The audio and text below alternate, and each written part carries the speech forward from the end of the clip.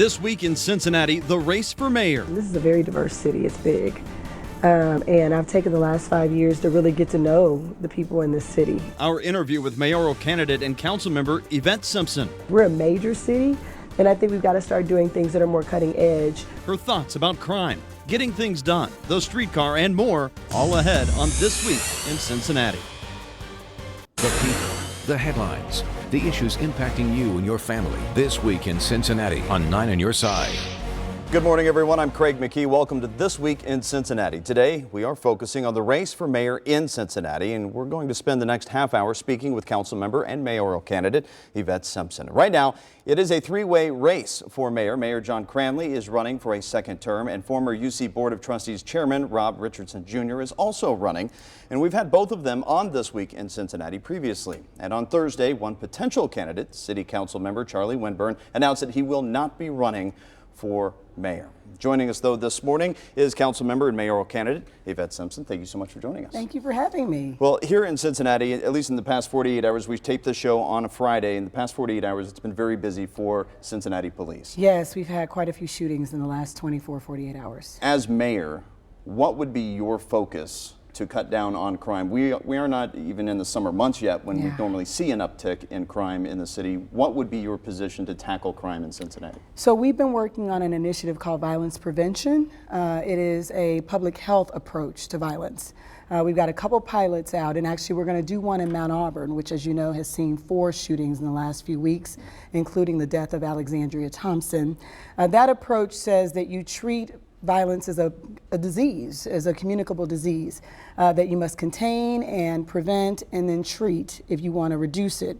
That approach is good because what we've seen over the last few years is kind of an up and down, hills and valleys in our shootings and our homicides. And part of that is because we're reacting to violence instead of being proactive. So we love this model because it says that hurt people. And if we can treat the trauma that creates a violent person, then we can reduce crime over time. Are you specifically referencing the similar program launched in Milwaukee, the trauma response team that they launched? That's one of the components, yes. And actually, Boston is the model. So our team has been is going to be piloted. We've been having meetings. We'll be piloted in Mount Auburn in the next couple weeks. In fact, we've got a meeting next week in response to the shootings in Mount Auburn to start our work. When you talk about funding, particularly in Milwaukee, $250,000 they allocated, is there funding in the Cincinnati budget to take these programs you're talking about onto the streets? So we have $250,000 and 4 other approaches that are currently underway. We should have a mid-year report in a couple months.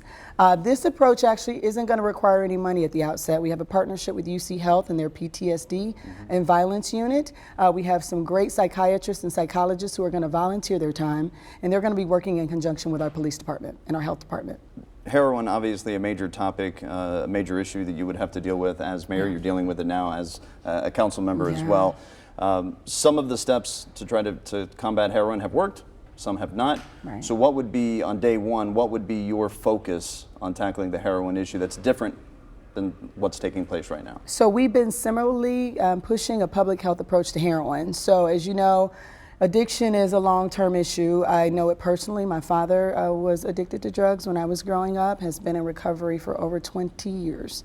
So the issues with heroin are threefold. One, we've got to make sure that young people never get exposed to it.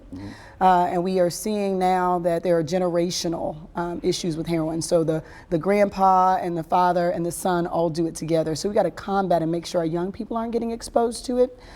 This issue with prescription drugs is something that we've got to combat. Once someone gets addicted, we've got to make sure we've got many options. And so right now we're focused on inpatient, and we've got to open ourselves up to outpatient. It's much less expensive, and it gives people flexibility to continue their lives while they're in treatment. The difference in the cost is about $60,000 for an inpatient bed versus about $3,000 to $4,000 for outpatient treatment. And some of that is medication-assisted treatment. So we need to do that right now.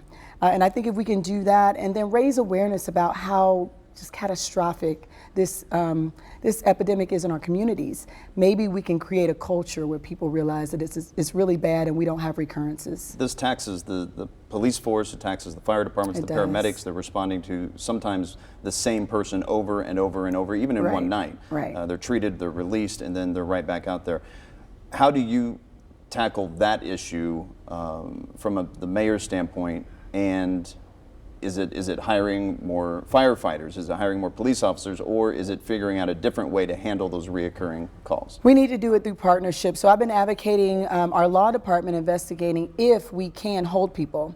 So once someone is revived, can we put them on a temporary hold and have them transferred and then give them the option to go into treatment? So with the human trafficking work that I've worked on, which is a major initiative that has had much success, when an individual comes in contact with a police officer, they have the option of being held while we wait for a bed for them to go through recovery. And then once they get into a treatment bed, then they go into a program to specifically deal with the issues of human trafficking.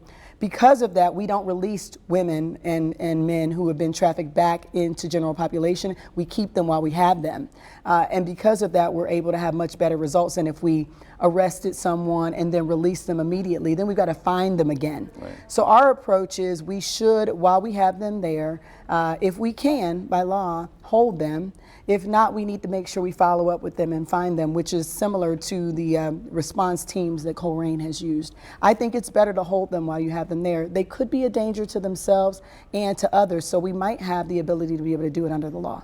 When we talk about you being on council, you have had some votes that have gone directly against Mayor Cranley. Other votes, you've agreed.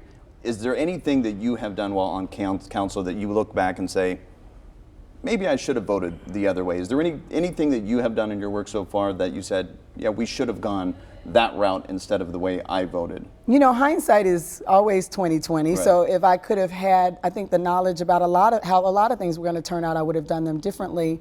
I think based on the information I had at the time, I feel like I made the right choices. We have a measure twice, cut once approach. You look at it again, and then you make the best decision based on the circumstances that you have.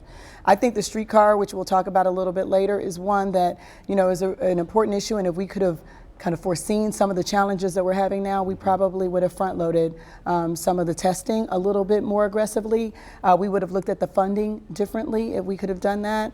But you can never rewrite history. And I feel like at the time, I made really great decisions, and I stand by those. All right, we are going to continue this conversation, speaking of the streetcar and a few other issues. In fact, poverty is one of the most challenging issues facing Cincinnati and the entire tri-state. We're going to talk about that issue in just a moment with mayoral candidate Yvette Simpson when we come back.